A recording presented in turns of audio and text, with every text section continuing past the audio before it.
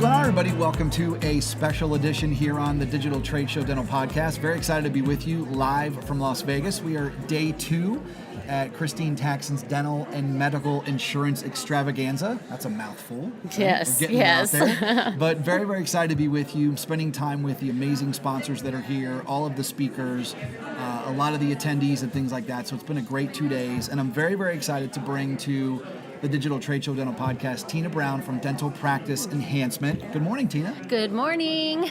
Thank you for coming on the podcast. Thank you so much for having me. Yeah, absolutely. So before we get started, I'd love to have you share a little bit about your background and all the great things you've done in dentistry, and I think most importantly, kind of what's brought you to where you are now. Okay.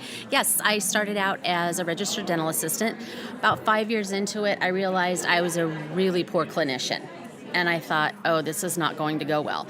So I migrated up to the front office, and that was my niche. I just loved it. I loved interacting with the patients.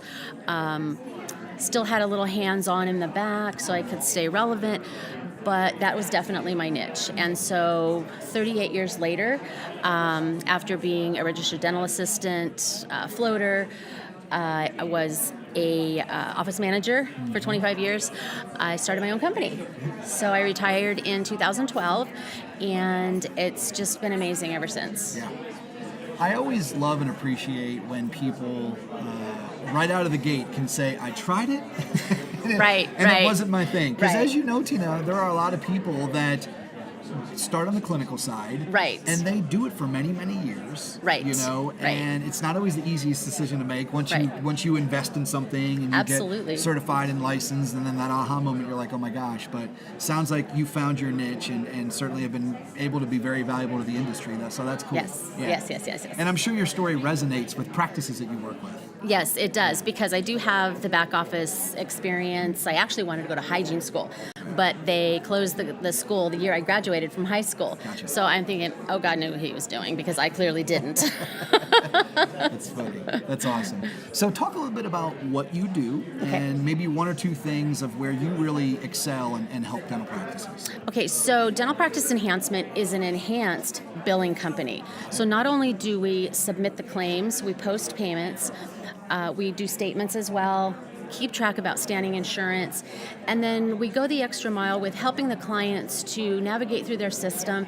If it's not set up correctly, if they're not using it correctly, we can help with that as well. We do insurance verifications, complete breakdowns, anything that doesn't require a face-to-face with the patient. Gotcha. So we're not a treatment coordinator, Gotcha. but we can do everything else. Sure. And I think that is what offices need, because in my last office before I retired, I was so frustrated because I didn't have enough time for the patient. Right. And I think over the years we've lost touch with the patient. Our fault. We've got so many things to do in the front office that I wanted to offer that service to offices. If somebody had come to me and said, Tina, I'm going to do your insurance for you. Oh my gosh, they would have been my best friend forever. Right. I would have been doing backflips. So that's what we want to do for other offices. So you got a lot of BFFs now then. Yeah. I love it. So where this is what I'm curious always about when dental practices, whether it be they're going to buy a product, they're going to hire a company to do a service, it's like, when is that moment where they go from not doing it to, okay, finally we have to do this? So from your experience, where does that happen? When do you guys typically get the call? So we usually get the call when the doctor happens to discover the outstanding claims report. Okay. And they look at their over 90 days and they're thinking, oh my gosh, there's $100,000, there's $200,000 on the books. It might only be 50, but that money belongs in their pocket. Right. Okay, so they gave a great service, they expect to be paid, and they should be paid. So we go in and we clean up their outstanding claims. Then we might discover that maybe the front office isn't quite savvy on submitting claims. Mm-hmm. So we also offer training, we offer in-office training, and we also offer telephone coaching as well. Gotcha. So when we remote in, we can kind of do a cursory of their practice and see the health of it. We take their temperature, then we usually go to the doctor and say, this is also what we found, we can help you with this, and they choose to do it or not. But typically it's the outstanding claims, and they realize how much money is outstanding. Yeah. They look at that piece of paper. Mm-hmm. Right? And they say all those numbers and like, how did this get this way? And I was guilty in the office. That's the last thing that you really want to work on. Well, and I'm sure that what you bring to the practices is that it's not easy, I would imagine, for the person who's responsible for that in the practice at that time. Right. So I'm sure you have to do a little bit of managing their emotions in regards to what that feels like, because I'm sure in many cases someone sees that data, they get frustrated, the doctor gets frustrated, and so you have to kind of help them through that. Exactly. And they obviously they don't do it intentionally. Sure. You know, it's just, again, like I said, there are so many tasks that need to be done in the front office that usually gets put on the back burner, and not doing it intentionally, but they have to care for the patients coming in, checking out, the telephones, all the different things. So we want to take those tasks off of their hands so we can get back to the business at hand, which is the patient, and creating relationships, educating, and then booking treatment. Absolutely. So talk a little bit about this meeting. It's the first annual, and again, another thing that I'm always curious about, especially when companies, make the commitment to come to a meeting with all the other things that you have going on. There's a lot of meetings you could go to. Is the conversations that you're having. With some of the attendees here and things like that. Yes, it's just so exciting, and I'm just so thrilled that Christine moved forward with this and put this on. First ever, one of a kind, and I'm hoping she's going to have many, many more to come. But the attendees are getting so much more detailed information. We're actually able to do a deeper dive into certain subjects, into medical billing, not just dental, but medical is on the forefront. It's happening, so we need to be prepared for that. We need to be educated on that, and I think these people that are here for this conference are just thirsty for that. So it's been really exciting to talk to several of the attendees, and they're like, wow, eye-openers. Sure. They had no idea.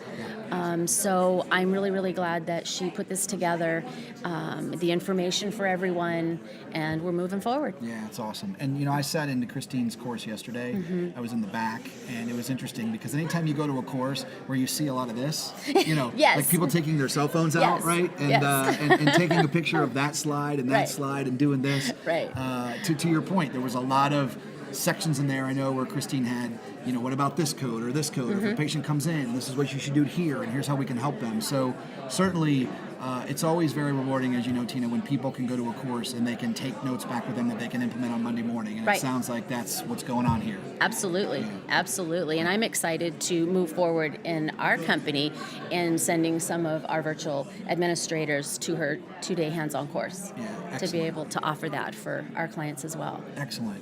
How about some fun questions? Fun questions. Some fun questions. Okay.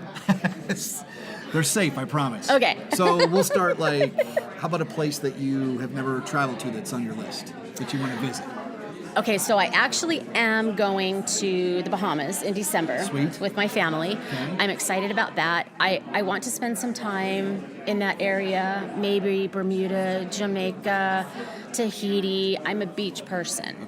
Okay, so I love the water. If I'm around water, I am the happiest. Good.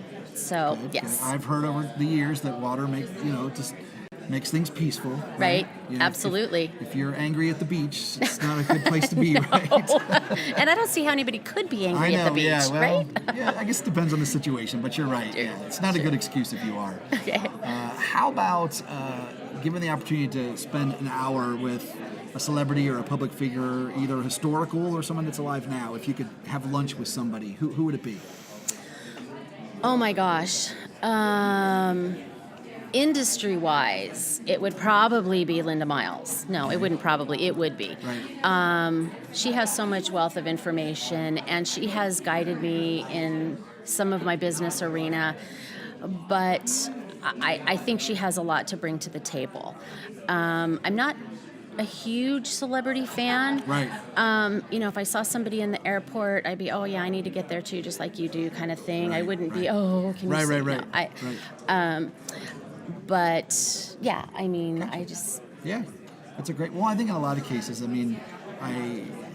there are people, like you said, in our own circles, in our own networks, that maybe you get a little bit of time with, but to be able to really sit down with them uninterrupted for an hour or whatever the case may be. Yes. So we'll call Linda. We'll ask her. Okay. I'm just joking. She's watching. She's like, wait, I'm busy. What are you doing? What do you mean you're going to call me? We're trying to get a lunch set up with Tina, right? I'll go to Florida, okay. Let's do it. Yeah. And finally, what's one thing you're really, really excited about dentistry? You've seen so much. You're doing a lot to obviously make dentistry better in your own right with your company.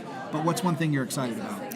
I'm just really excited that we're moving forward so quickly in different arenas. I mean, it's like 20 years ago, we moved at a slower pace.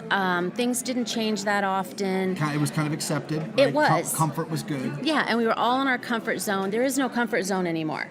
Because if you're not out there and being interactive with things, if you're not being progressive, it's not going to happen for you. Right. And so I am just really excited that things are moving forward and we're actually bringing the patient back into it and that we can actually help them on a greater level. That's kind of a good thing, right? Right. That's what it's all about. It'd be good to have the patient in the mix. You think?